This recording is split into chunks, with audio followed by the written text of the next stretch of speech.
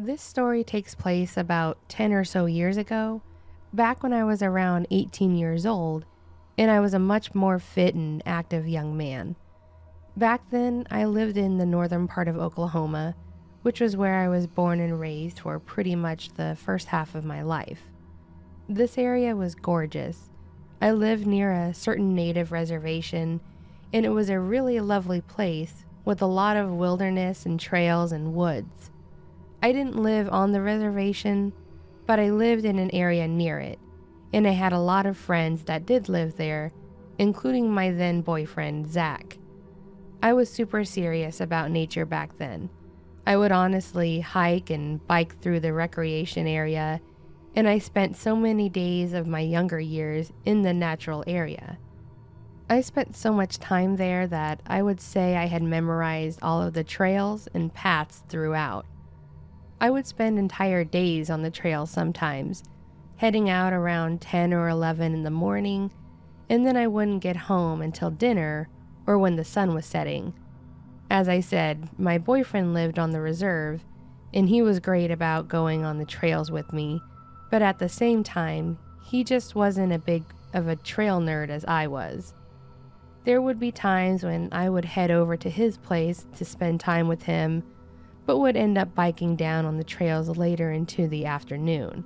He would typically stay home and do whatever he was doing, and because of this, I was usually alone in the woods, just me, my thoughts, and a bunch of trees. While I loved each of the trails and spent a lot of the time going as far into the forest as I could, and went out to find new areas, there was one specific trail that I was very partial to. I don't recall if it had a name, but this trail I personally dubbed the downstream path. I named it as such because it went alongside a stream and it was downhill, which was super creative, right? This trail was my favorite for a handful of reasons. The path was beautiful. There were trees on one side and the stream on the other. You could get a lot of speed as you took the downhill, and it was mostly remote, so there was very little risk of ever crashing into another person or running into other hikers. On the specific day of this event, I was riding the trails alone. It was really early in the day, and I don't recall the exact time, but Zach wasn't awake yet, and there was no other foot traffic on the path. I was riding the trails and was just happily taking in the morning air and enjoying the cool breeze when I came up toward the hill where the downstream path starts. I was really feeling the cool air that day, and there was seriously no one else on the path, so I figured why not just hop on the trail and go crazy with it. I hopped over to the top of the hill and stared down at the lower parts of the forest. There was a thin haze that was rising over the stream and through the trees, and it was absolutely lovely. I geared up for the downhill and took off.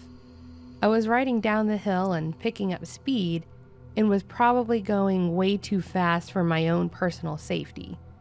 I was taking the bends and curves tightly as I approached them and feeling the energy and adrenaline of the ride when I took one of the curves way too fast and too sharp, and as I was trying to straighten out the wheel and regain my bearings, I hit a bump and ended up ditching the bike and landing in a small section of the woods flat on my back, staring straight up at the morning sky. I was just sitting there and lying on my back, staring up at the dark blue and the tops of the trees. I was trying to catch my breath and sorting through what exactly happened as the moment of fog slowly lifted out of my brain. Landing square on your back after crashing out at a high speed will absolutely make you see stars and make it to where the moment feels like the world is spinning. To be honest, the whole thing was almost comfortable until I started to hear the sounds of the forest after a few moments. Then I started hearing what sounded like heavy steps somewhere around me, steps that had some real weight and heft behind them. While I ignored them for a couple seconds, my thoughts went through what it could be. Then it occurred to me that I was in a forest in Oklahoma, which meant that there was a very real possibility of it being a black bear.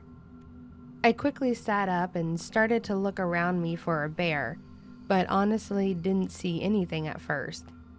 After sitting confused and trying to see what exactly it was, again thinking it was a bear, I saw what was actually making the sounds. And while it wasn't a bear, I kind of wish it was. In the forest line, around 30 or so feet away from me, there was some sort of creature that was standing by the stream. This thing stood to be at least 6 or 7 foot tall. Its entire body was covered in dark brown hair that was a bit matted and coarse. Its mouth was elongated and it had large pulled back ears, and while it wasn't snarling, I could see that it had fairly large teeth. It had the stature of a man to some extent, but it was taller and lankier than any man I had ever seen. If I had to describe it in a few words, I would say this damn thing looked like a stereotypical werewolf. This thing was just standing there and staring at me, kind of like it was trying to size me up and determine if I was worth its time. The entire time, which was probably a few seconds, my heart was racing, and I could feel myself starting to hyperventilate in a panic. I was trying to stay still, and I was trying to remain calm, but this thing could have killed me, and I honestly thought I was about to die. Thankfully, after those few moments, this thing slowly knelt down and slowly stepped away from me and back toward the stream. Each step that he took made my heart skip a beat, and it felt like it pulled the air from my lung. When I was certain that it was far enough away that it was no longer interested in me, I slowly stood up and grabbed my bike and stepped back toward the trail, then hopped on and took off like a bat out of hell. When I got back to Zach's house, he could tell that I was freaking out, and he asked me what was going on. I told him about how I was riding down the trail and how I crashed, and then I told him that I saw that weird creature in the woods. I described it as best I could, pretty much like a werewolf. Then out of nowhere, Zach says, "Oh, like a Dogman?"